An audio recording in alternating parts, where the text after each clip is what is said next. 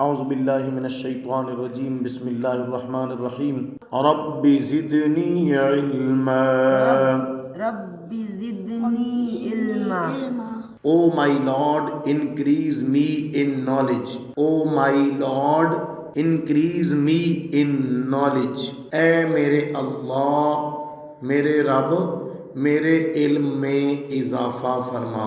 ہم آج الف اور حمزہ اس کا فرق پڑھیں گے۔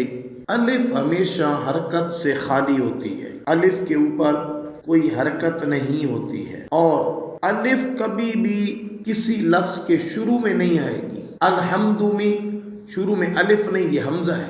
الف کبھی بھی کسی لفظ کے شروع میں نہیں آئے گی۔ شارق، میں نے کیا بتایا؟ الف کبھی بھی کسی لفظ کے شروع میں نہیں آئے۔ آرام سے بولنا ہے، جیسے میں بول رہا ہوں آپ ایسے ہی بولیں گے۔ الف کسی بھی لفظ کے شروع میں کبھی بھی نہیں آئے گی۔ سمیر بتائیں۔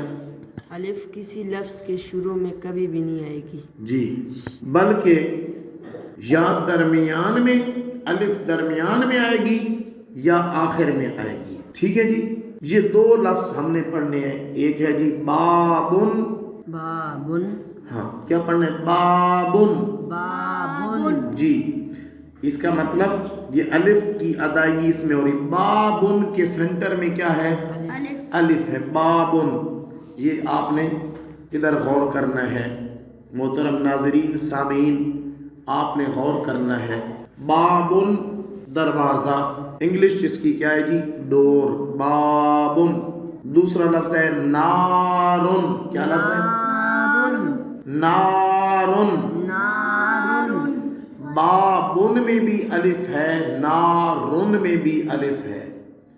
شروع میں ہے کہ سینٹر میں ہے؟ سینٹر میں۔ الف شروع میں، الف کسی لفظ کے شروع میں کبھی بھی نہیں آتا ہے۔ بابن